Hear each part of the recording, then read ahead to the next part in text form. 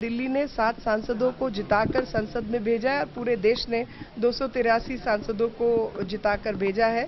तो ये हमारी ताकत है। अगर अरविंद केजरीवाल की ताकत 4 संसद सदस्य हैं और भारतीय जनता पार्टी के 283 हैं, तो जाहिर तौर पर हम 283 को इस्तेमाल करेंगे, वो 4 को इस्तेमाल करेंगे। मुझे याद आता है एक मुहावरा, चोर की दाढ़ी में तिनका। तो क्या गड़बड़ किया कि उनको स्टिंग का डर है, वो पहले वो भी बता दें। मैम, अजय माकन ने कहा है कि हम सबको घर देंगे। देखिए, 1 साल में तो कोई मकान तोड़कर भी नहीं बना पाता, उसमें भी कभी कभी 14 महीने 16 महीने लग जाते हैं।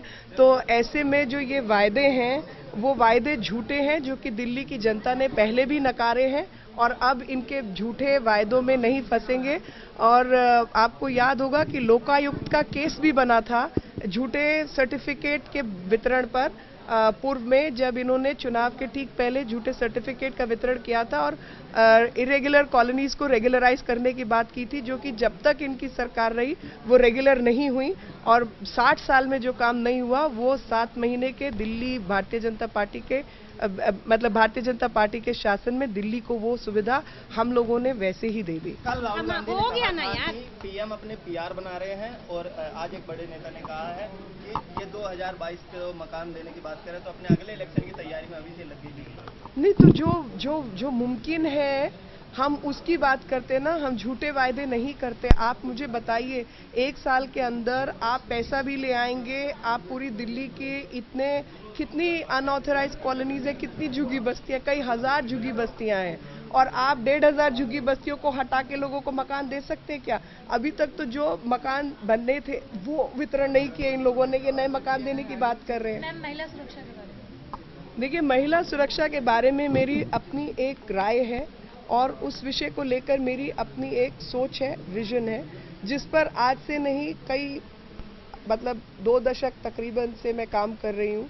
और अब तक कहीं ना कहीं ये कमी महसूस हुई कि हमारी जो बात थी वो उस समय की सरकार नहीं मानी और काम उस तरीके से नहीं हुए जैसे हम चाहते थे।